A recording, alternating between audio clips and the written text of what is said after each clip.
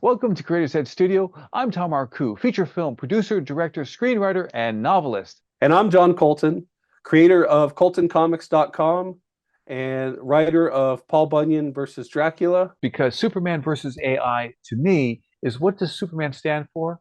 Well, we have heard it classically. Truth, we're talking about AI. How can we avoid it?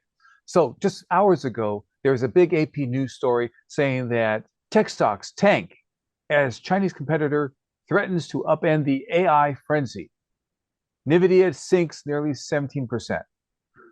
Okay, well, that's trouble in tech land, but also we have trouble in Hollywood, which was called Hollywood Land once upon a time.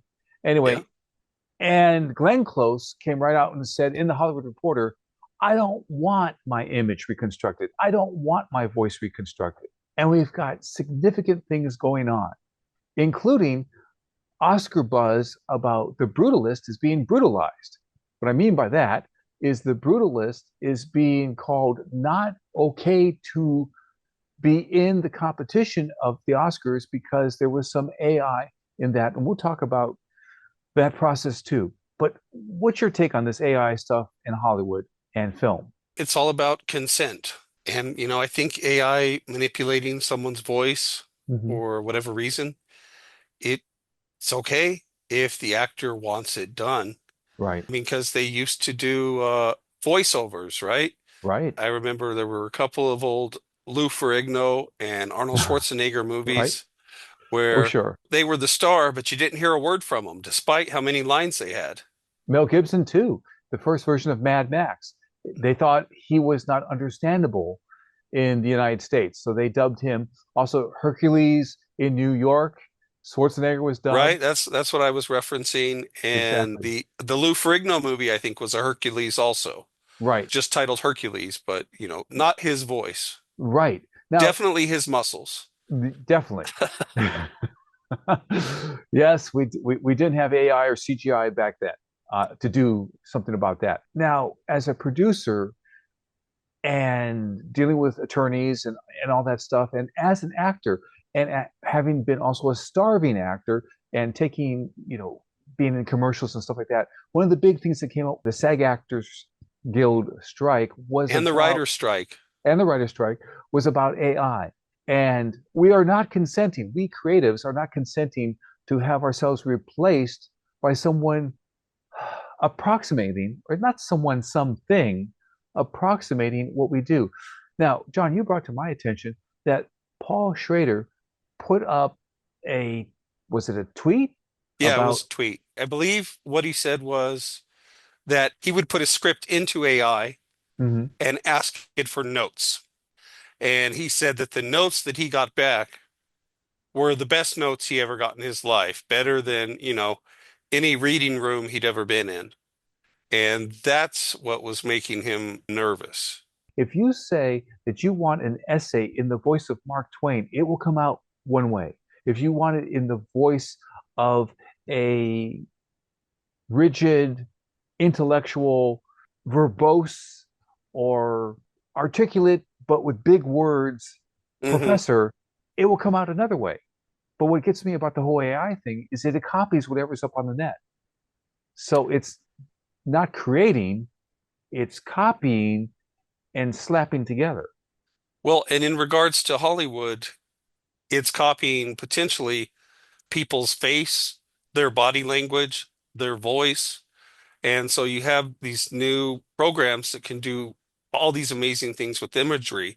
Right. And it is just a question of time before you can have a full Arnold Schwarzenegger movie, Right. Keanu Reeves, whoever you want to cast, you can cast them without them being there, which is going to be huge. I am very focused on the ideas of consent and freedom. And the idea that someone does not have freedom to control their own image or control their own voice or control how they're perceived. Like if Glenn Close is saying, look, let my work stand as it was as I performed it, and don't throw me into something else. Many years ago, decades ago, at this point, there were commercials where you had Humphrey Bogart selling something that he'd never encountered because he wasn't alive. I remember a John Wayne beer commercial that he did posthumously. Right. Now, I don't think he'd be too against beer unless it was diet beer. Maybe Well, maybe he'd be against that. That's not yeah. a man's beer. Well, in a one sense, it's kind of nice because someone could potentially keep making money for their family after they've Right. passed on, assuming they own the rights. Right. But what if somehow the studio or their agent owns the rights to their likeness? Right. And, and that's to me, the other question is it's about property rights. Yes. And if you don't own your own face and your Right. own voice, what do you own? Exactly. Exactly. So we're talking about consent, freedom, property rights. Another detail that I want to bring to our attention is this. Tools are used to save money. Nothing will stop this. There was an old phrase that said that every weapon that's ever been devised has been used. This is the report with the Brutalist. Why was about 7 minutes of a 3.5 hour film modified slightly to change certain little sounds, like maybe how someone pronounces T or H or whatever? Why did that happen? Well, it happened because apparently it was a very low budget film, and the Brutalist used some version of speech reader or something like that to modify some of the sounds. Now, do we throw out a whole actor's performance just because a few sounds were modified? Those things happen in post. I've done it where I make a feature film, and then what happens is when you make the thing and you can only get the shots on a particular location one day, then you go back, and this is why we shoot shots where you have one actor here and one actor there, and then you Yeah. film it the other way so that you can put lines into the other character's mouth and you don't see their mouth moving. This is a standard over the shoulder shot technique. But the point is, actors have agreed to that and consented to that because they knew that that was how filmmaking was done.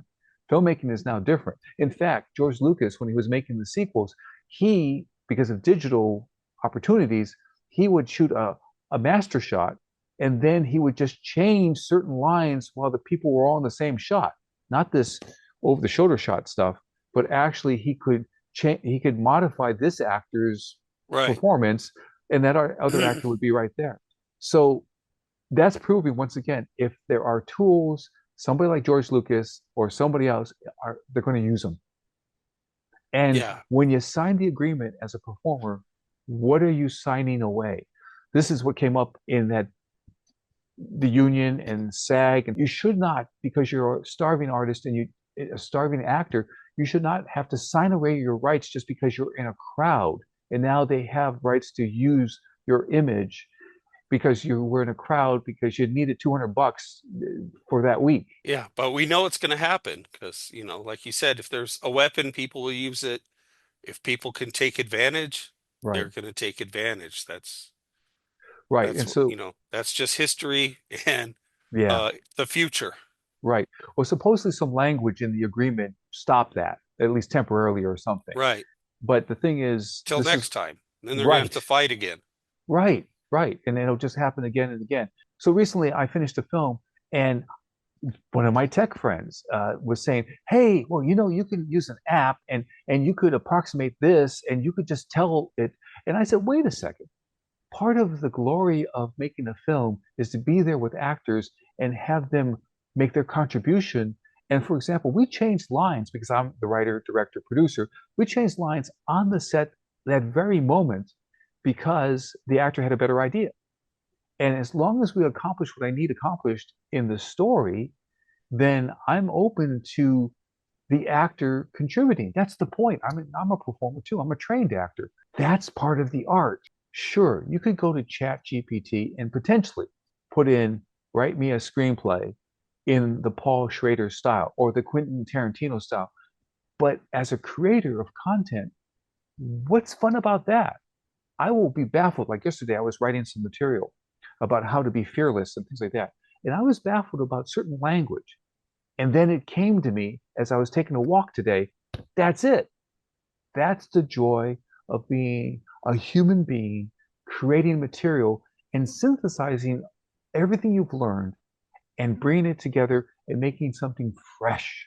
But how can you make something fresh if it's copies of what's already up on the net. You bring up a great point, and I know some comic book creators have recently, or some writers, I should say, and creators Mm-hmm. have kind of caught some heat for using AI in the Oh. production of their comic books. And some of them are hit writers Mm-hmm. who are using AI to do the art because, Oh. you know, Okay. it's saving them a lot of time and money. But what they're losing is, well, apparently fans, Oh, but okay. also but also that synergy that you're talking about. You Right. know, on the Three Brothers Gruff book that I'm working on that'll be coming out later this year, Mhm. it was so amazing to see the artist that I hired, Vincenzo, his take on so Wow. many different characters and costumes. I kind of imagined something like it. Right. And then he took what I wrote, you know, notched it up two or three tiers. There it is. And That you're not getting that synergy with a robot or with AI. right. And this is takes us all the way back to classic stuff like classic Disney animation. Disney would go to department and says, "I want you to plus this." He said that to human beings. I want you to plus this, meaning add to it, make it better. And in fact, the classic story is some new artist joined his team, a young person, and they showed him an image. And he said, "Well, Mr. Disney, how about this?" And Disney famously or infamously said, "It's kind of hard to decide between one," because he wanted him to plus it. He wanted to do three images or something like that, and let his imagination free, and then say, "Check this out, Mr. Disney." And then he'd look, and he'd go, "I like a little this and I like a little that, and we'll put it together. And hey, why don't you try something else?" It's that synergy of artists, human beings working together and making something fresh and original. Now, Julia Cameron, she wrote The Artist's Way. One of the things she said in a page, but then I brought it all down to one sentence. It was her original idea. I'm a human being, so I'm working with her idea, and I brought it down to this one way. Original means you're the origin of the work. And she said that with a few more sentences. But original means you're the origin of the work. And when I've worked with graduate students, I've taught at Academy of Art University, and with college students, when I've worked with them, I said, don't worry about being fresh or original. You're a unique human being. You will make it original because you are the origin of the work. So now, speaking about original, you've got something fantastic called Paul Bunyan versus Dracula. And let's look at this and see this original trailer and see what's there. And of course, this is the thing I heard from you as you were working with your artist, that it turned out many times better than your first imagining. And that's why I have always been a filmmaker since 9 years old, instead of an artist who draws inside a cave, because I want my first thoughts to become better than my first imagining. So we're going to watch this trailer and see what is fantastic about Paul Bunyan versus Dracula.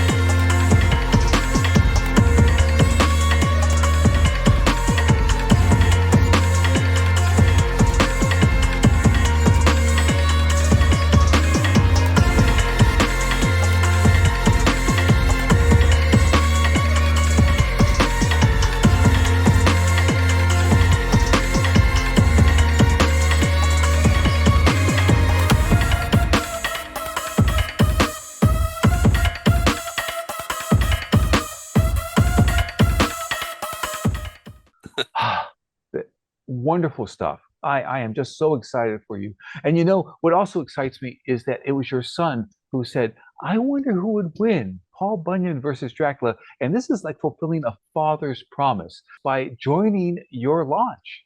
This will be fantastic. And please look in the description below how you can join that launch because John is fulfilling a father's promise that I'm going to show you what it's like for Paul Bunyan versus Dracula and who would win.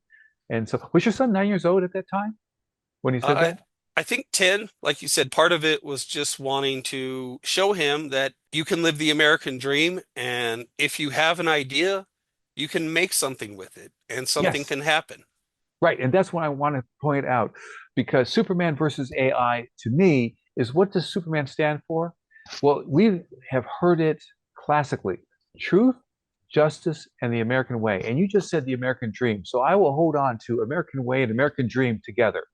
And justice means that there's consent about AI for the actors, performers, creatives, and there's truth because it comes from a human and it comes from living experience. So the thing that has startled the market about this DeepSeek, this new Chinese AI, Okay. is that it acts autonomously.